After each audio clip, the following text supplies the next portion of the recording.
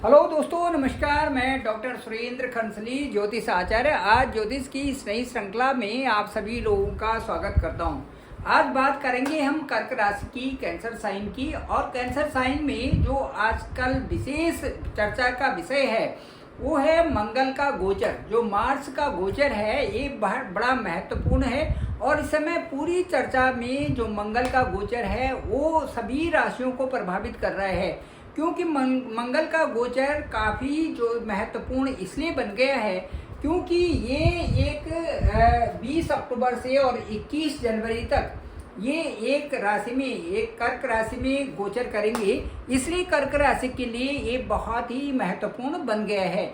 चलिए इसी के बारे में चर्चा करते हैं और बीच बीच में आपको बताते हैं कि आप क्या हैं और आपको क्या करना चाहिए। इन सभी विषयों पर चर्चा करते हैं। चलिए शुरू करते हैं। और सबसे पहले मैं आपको बताना चाहूँगा कि जो मंगल है, जो मार्स है, इस समय ठीक जो है आपकी राशि से द्वादश भाव में इस समय विचरण कर रहे हैं।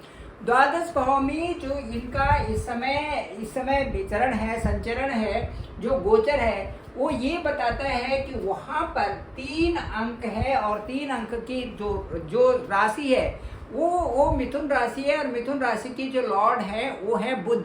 तो बुध के घर में इस समय यहाँ पर जो है इस समय मंगल का गोचर है। और ये जो घर है ये बताता है कि ये विदेश से संबंधित घर है और साथ में खर्चों का भी घर है।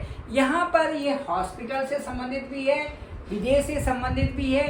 और इसमें एक्सपेंडिचर हमारे आते हैं। इसमें 2 तरह के खर्चे बताते हैं। एक खर्चा वो होता है कि जो हमारे संचित धन को खर्च होता है, और संचित धन में भी वो धन होता है जिससे कि हमें अपना अच्छा अनुभव होता है। कहीं पर किसी अच्छे मांगलिक कार्यों में, धार्मिक कार्यों में, मंदिर बनाने के कार्यों में जो पैसा लगता है उससे हमें आत्म संतुष्टि होती है। लेकिन इसके साथ साथ में कुछ ऐसे खर्चे होते हैं जिनसे कि हमें ये पता चलता है कि ये परिस्थिति यदि नहीं आती तो ज़्यादा ठीक था, और हमारा इतना जो पैसा जो बैंक में इकट्ठा है या हम जो इकट्ठा करते जा रहे हैं या जो हमारे पास संचित धन है वो किसी तरह से इन सोर्सेस में न जाता तो ज़्यादा अच्छा रहता। इस तरह से 2 प्रकार की जो हमारे दिमाग का स्तर बनता है पैसे को खर्च करने के लिए।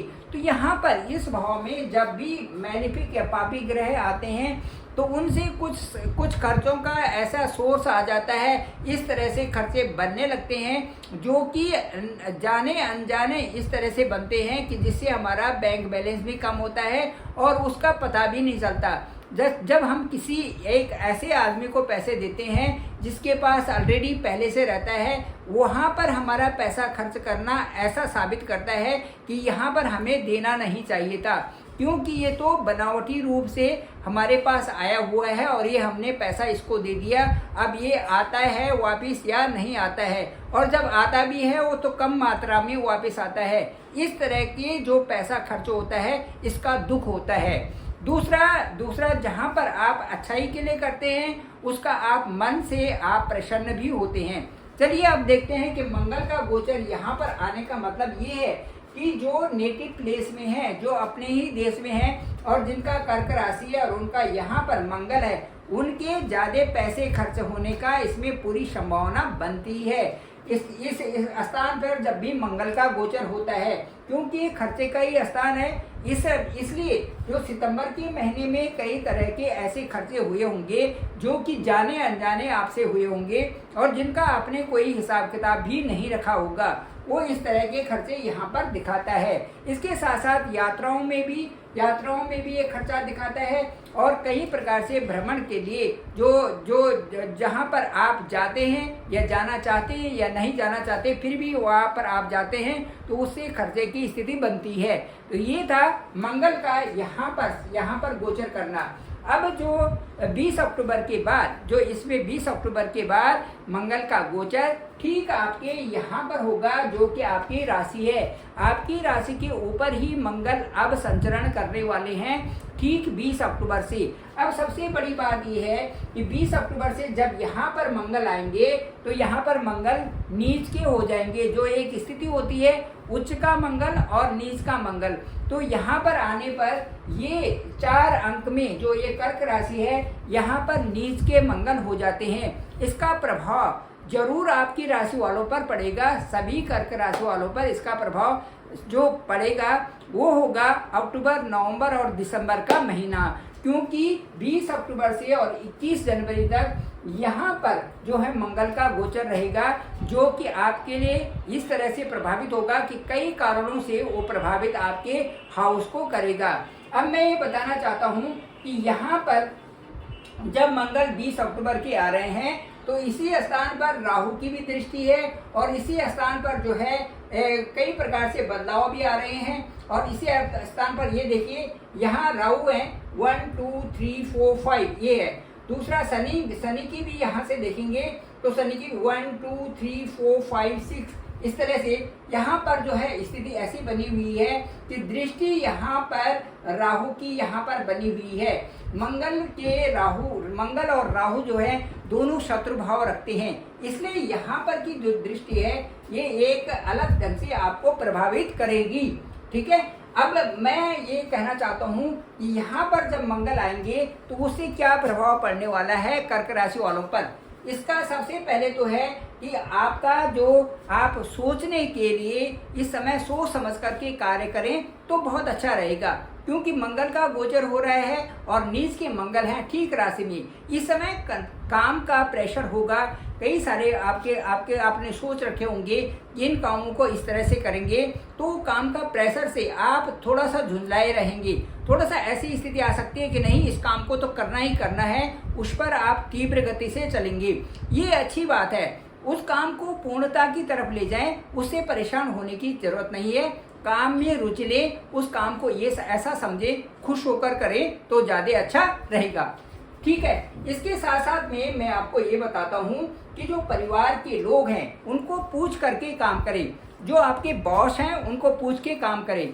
अच्छा सा एक समन्वय बनाए रखें सबके साथ में, अच्छा कोऑर्डिनेशन बनाए रखें। उससे क्या होगा कि आपकी जो कार्य की क्षमता होगी वो भी बढ़ेगी और साथ साथ में आपको एक अच्छा सा अनुभव होने से आपको एक संतुष्टि आपके दिमाग में रहेगी। इस तरह से एक आपकी स्थिति होगी इस समय, इसीलिए आपका निर्णय भी सही होगा, आपका जो चिड़चिड़ापन है वो भी कम होगा। ये सभी कर्क राशि वालों को लिए मैं कहना चाहता हूँ। इसके बाद मैं ये कहूँगा कि इसके साथ साथ भी यहाँ पर जो मंगल है उनकी यहाँ पर दृष्टि होगी और यहाँ पर जो दृष्टि होगी वो उच्च की दृष्टि होगी। ठीक सप्तम भाव जो होता है वो व्यापार का भी है, वैवाहिक जीवन का भी है, हमारे पार्टनर का भी है और हमारे जो जितने भी फ्रेंड्स हैं इन सबका ही ये घर होता है। इसलिए सभी लोगों के साथ में अच्छी दृष्टि रखनी है। यदि यहाँ पर देखिए शनि जो है यहाँ के भी स्वामी हैं और सप्तम का स्वामी अष्टम में बैठा हुआ है, इन चीजों का ध्यान रखना है। सप्तम का स्वामी अष्टम में बैठना, शनि की ढैया भी आपको होना और मंगल शुभ होने पर भी राहत आपको नहीं दे रहे हैं यहाँ से, क्योंकि यहाँ पर अष्टम दृष्टि जो यहाँ पर है अष्टम में जो ये बैठे हुए हैं ये एक शत्रु की दृष्टि मंगल की यहाँ पर है, इसीलिए रोग पैदा भी करते हैं और इससे स्वास्थ्य में भी परेशानी यहाँ पर होती है। जब सप्तमेश अष्टम में जाता है जिससे कई प्रकार से जैसे गुप्त रोग से संबंधित अपने साफ सफाई का ध्यान रखें। किसी भी प्रकार से आपको जैसे जो कर्क राशि के लोग हैं यूट्रस से संबंधित परेशानी, गुप्त रोग से संबंधित परेशानी, स्किन से संबंधित परेशानी, साफ सफाई का विशेष ध्यान रखें, बॉइल्ड पानी पिएं, अच्छा खाना खाएं। ये आपके लिए बहुत जागरूकता के लिए मैं कह रहा हूँ। यही जो इसका इफेक्ट होगा दैट इज़ वेरी इंपॉर्टेंट और आपको उन चीज़ों को एक अच्छे से रूप में करके अपनी इस समय का जो ये पीरियड है जो ये 20 अक्टूबर से और 21 जनवरी तक है इसका पालन अच्छे से करना ही चाहिए। अब मैं आपको ये बताना चाहता हूँ कि जो सूर्य का गोचर है वो भी आपकी राशि में बहुत ही महत्वपूर्ण होता है। सूर्य का गोचर कैसे, जैसे सूर्य इस समय आपकी यहाँ पर 3rd हाउस में है और उसके बाद 17 अक्टूबर के यहाँ पर गोचर करेंगे, वो ठीक जो है आपके 4th भाव में होंगे। कर्क राशि के ठीक 4th भाव में सूर्य का गोचर होगा। यहाँ पर सूर्य नीच के होंगे, नीच का प्रभाव यहाँ पर पड़ेगा, सुख भाव पर पड़ेगा, भूमि पर पड़ेगा, वाहन पर पड़ेगा, आपके जो और कार्य क्षेत्र हैं उन पर पड़ेगा, आपकी जो लग्जरी लाइफ है उन पर प्रभाव पड़ेगा। और ये इस तरह से यहाँ पर चूंकि नीच के सूर्य होंगे तो उनका यहाँ पर भी परिणाम बहुत अच्छा नहीं है और यहाँ पर भी परिणाम बहुत अच्छा नहीं है। इसलिए आप इन चीज़ों पर विशेष ध्यान दें। सूर्य जब नवंबर में यहाँ पर आएंगे तो यहाँ पर भी बहुत अच्छे परिणाम नहीं आ रहे हैं, क्योंकि राहु और शनि दोनों की दृष्टि यहाँ पर होगी। अब मैं आपसे ये कहना चाहता हूँ कि ये जो रोटेशन चल रहा है, जो ये 20 अक्टूबर से और 1 दिसंबर तक चल रहा है, इसमें बाकी कुछ नहीं, थोड़े से आपने स्वास्थ्य का भी ध्यान रखना है और उन चीज़ों का ध्यान रखना है जो आपके सामने आ रही हैं। चलिए मैं कंक्लूजन पे पहुंचता हूँ और कंक्लूजन के लिए मैं ये देता हूँ आपको कि यहाँ पर आपने 2-3 चीज़ों का ध्यान रखना है। वो मैं रामचरितमानस की चौपाई से आपको बताता हूँ। एक तो ये है कि काम क्रोध मद लोभ सब नाथ नरक के पंथ, सब परिहरि रघुबीरहि भजई भजई जय संत। अब इसमें जो परिभाषित किया गया है, काम मतलब इच्छाओं को इतना ज़्यादा नहीं रखना कि वो आपके लिए समस्याएं पैदा कर दी। दूसरा जो है क्रोध का मतलब है विशेष करके जो कर्क राशि वालों को क्रोध से बचना है। आप अपने कार्यों को करते रहें और ये समझें उस काम में आनंद लें, ताकि ये काम मेरे लिए ही बना हुआ है और उसे मुझे ही करना है। उसको काम को करते रहें, क्रोध न करें। तीसरा है लोभ, लालच की भावना न रखें और मद घमंड न करें, सम्मोहन न करें और किसी प्रकार से जलन की फीलिंग्स ना रखें। तो उसमें क्या होगा कि आप अपने कार्यों में आगे बढ़ते जाएंगे। ये जो समय आ रहा है और यहाँ पर जो सूर्य का गोचर होगा, यहाँ पर राहु और शनि की दृष्टि होगी, इसलिए ये समय लव रिलेशन के लिए बिल्कुल ठीक नहीं है। किसी प्रकार से किसी के साथ में भी उलझे नहीं, ये समय आपके लिए बिल्कुल अनुकूल नहीं है। यहाँ पर जो शनि की और राहु की भी दृष्टि है, साथ साथ में यहाँ पर सूर्य भी जब यहाँ पर आएंगे नवंबर को, तो ये समय बिल्कुल भी अनुकूल नहीं होगा। इसलिए मैं आपसे कह रहा हूँ कि ये जो चीज़ें हैं इनसे दूर रहें, जो हमेशा सताते हैं और हमें जो एक मनुष्य के लिए अच्छे नहीं है। काम क्रोध मद लोभ अहंकार मत्सर, ये सारी चीज़ें इनको दूर रख करके आप अपनी प्रेरणादायक अपनी चीज़ों पर चलें। उससे आपको जगत में सारी भौतिक चीज़ें की प्राप्ति भी होगी और एक अच्छे स्टेटस पर भी आपको पहुंचाएंगे। इसके साथ साथ मैं ये कहना चाहता हूँ कि जो एक और दुर्गा सप्तशती में एक पहला वाला जो श्लोक है वो है ज्ञानिनाम अपि चेन्तासी देवी भगवती सा बलादा कृष्ण मोहाया महामाया प्रयच्छति। ये सबके साथ में लागू होता है कि जब भी आप तेज गति से आगे बढ़ते हैं तो कहीं ना कहीं आपके साथ में परीक्षाएं होती हैं। उन परीक्षाओं को उत्तीर्ण करके आपने आगे बढ़ना है, तो आप एक बहुत अच्छे रूप में आगे बढ़ोगे। जो कर्क राशि है उसके लिए भौतिक चीज़ों के लिए कोई कमी नहीं है, बशर्ते वो अपने कर्म क्षेत्र को प्रभावित करे और उन कर्म क्षेत्र में उनमें लगा रहे और उनको ऐसी लगन से करे जैसे आपके लिए हों। उसमें बहुत मंत्र मुग्धता से अपने काम को करते रहें, वो सबसे अच्छा नियम आपके लिए होगा और सबसे अच्छा मंत्र भी आपके लिए होगा। अब इसके बाद एक रामचरितमानस की चौपाई आती है, कवनु सुकाज कठिन जग माही जो नहीं होय तात तुम पाही। ये आती है जबकि समुद्र पार जाना था तो उस समय जामवंत जी हनुमान जी से कहते हैं कि कौन सा ऐसा कार्य है जो तुमसे नहीं हो सकता। ये भी आपके लिए है, कर्क राशि वालों के लिए, इसमें कोई संदेह नहीं है। आप सब कुछ कर सकते हैं, बहुत अच्छे ढंग से आगे बढ़ सकते हैं।